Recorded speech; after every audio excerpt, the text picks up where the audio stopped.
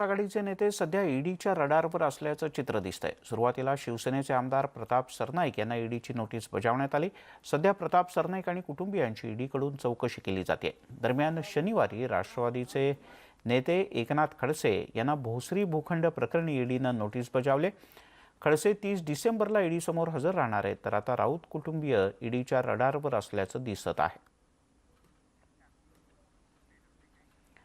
शिवसेनेचे नेते आणि खासदार संजय राऊत सध्या टीकेचा त्यांच्यावर भडीमार होतोय। राजकीय घडामोडींवर रोखठोक मतं मांडणाऱ्या संजय राऊत यांना काँग्रेसचे नेते अशोक चव्हाण यांनी मात्र सुनावलंय।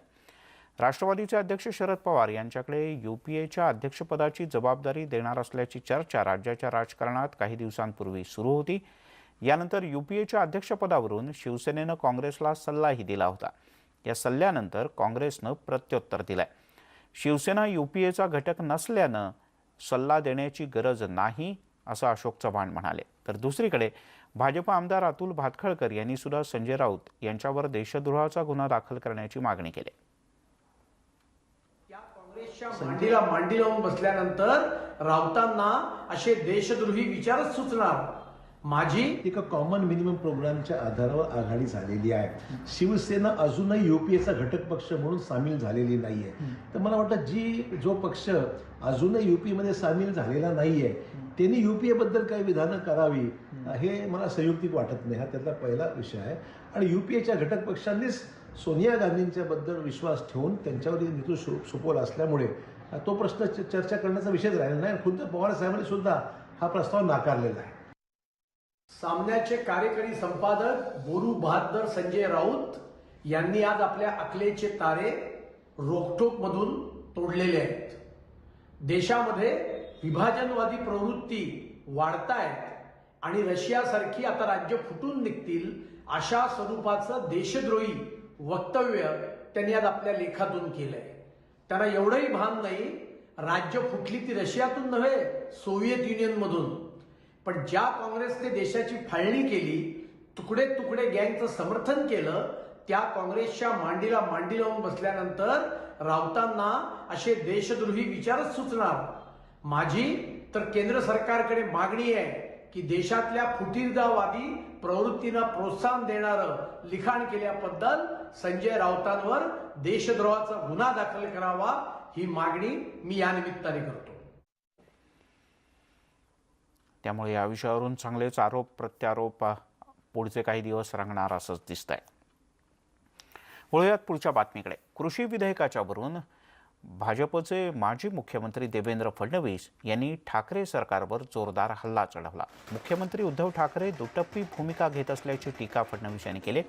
केंद्र सरकारनं मंजूर केलेल्या कृषी विधेयकाच्या समर्थनार्थ रयत क्रांती संघटना आणि भाजप किसान मोर्चाच्या वतीनं पश्चिम महाराष्ट्रात किसान आत्मनिर्भर यात्रा काढण्यात आली। यावेळेला देवेंद्र फडणवीस बोलत होते। पंतप्रधान मोदींच्या निर्णयामुळे राजकीय दुकानदारी बंद झाल्याची टीकाही फडणवीस यांनी केली। इतकंच नाही तर मोदी सरकारनं निर्णय घेण्याचं धाडस दाखवल्याचंही फडणवीस यांनी नमूद केलं।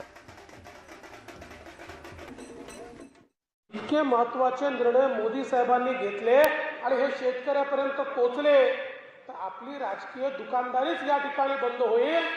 आणि म्हणून आपलं पत्र त्यांनी पुन्हा परत घेतलं आणि मग त्याच्यावर एक समिती तयार केली, ज्या समितीने एकही बैठक घेतली नाही। म्हणजे किती दुटप्पी भूमिका या लोकांची या बिलाच्या संदर्भात आहे की ज्याच्या संदर्भात हेच। आणि आपण जर ते काढलेलं पत्र या सरकारचं वाचलं तर त्यात ते म्हणतात हे तीनही कायदे शेतकऱ्यांच्या प्रचंड हिताचे असल्यामुळे हे तात्काळ लागू करावे असं कोण म्हणतं? उद्धवजी ठाकरे यांचं सरकार म्हणतं। आणि त्यानंतर मात्र त्या ठिकाणी राजकारण केलं जातं। कोण शेतकऱ्याचं हित बघताय हा खरा प्रश्न या ठिकाणी आपल्या समोर आहे। कारण या देशामध्ये एक अडतियांची, एक दलालांची अशी ताकद आहे, त्यांच्याजवळ इतका पैसा आहे की ते लोक कुठल्याही सरकारला असे निर्णय घेऊ देत नाही की ज्या निर्णयामुळे त्यांच्या पाशातनं आमचा शेतकरी बाहेर पडेल। आणि म्हणून त्या ताकदीनं कधी अशा प्रकारचे नीट निर्णय घेण्याची परवानगीच दिली नाही, कधी संधी दिली नाही। पण मोदीजींमध्ये ती हिंमत होती, मोदीजींनी तो निर्णय केला आणि हे कायदे त्या ठिकाणी मोदीजींनी तयार केले आणि ते तयार झाल्याबरोबर आता हेच लोक त्याला विरोध करतायत. इकडे Republican party of India Ramdas Athawale गटाचे नेते आणि केंद्रीय मंत्री रामदास आठवले यांनी केलेल्या एका वक्तव्यामुळे राजकीय वर्तुळात जोरदार चर्चा सुरू झाली. राष्ट्रवादीचे नेते आणि उपमुख्यमंत्री अजित पवार पुन्हा देवेंद्र फडणवीस यांच्यासोबत येणार आहेत आणि म्हणूनच देवेंद्र फडणवीस मी पुन्हा येईन असं सांगतायत, असं खळबळजनक वक्तव्य आठवले यांनी केलं. काँग्रेस कधी सरकारचा पाठिंबा काढेल हे सांगता येत नाही. एकदा काँग्रेसनं पाठिंबा काढला की अजितदादा आमच्याकडे आलेच म्हणून समजा असा दावा करत RPIचे अध्यक्ष आणि केंद्रीय मंत्री रामदास आठवले यांनी राजकीय वर्तुळात एकच खळबळ उडवून दिली आहे. अजितदादांनी सांगितलंय की एक म्हणतोय की मी येईन, एक म्हणतो देवेंद्र फडणवीस म्हणतात मी येईन आणि तो दुसरा म्हणतोय की मी जाईन. तर त्यामुळं आता एक तर देवेंद्र फडणवीस हे मी येईन यासाठी म्हणत आहेत की अजितदादा एक दिवस त्यांच्यासोबत येतील अशी त्यांना अपेक्षा आहे. कारण एकदा अजितदादा तिथं जाऊन आलेले आहेत. अजितदादांनी डेप्युटी उपमुख्यमंत्री पदाची शपथ घेतलेली आहे आणि त्यामुळं देवेंद्र फडणवीस यांना अपेक्षा आहे की एक दिवस अजितदादा आपल्यासोबत येतील आणि आपलं सरकार नवीन स्थापन करण्याची संधी आपल्याला मिळेल अशा पद्धतीची अपेक्षा देवेंद्र फडणवीस यांना असल्यामुळं ते पुन्हा पुन्हा सांगतात की मी पुन्हा येणार आहे, मी पुन्हा येणार आहे.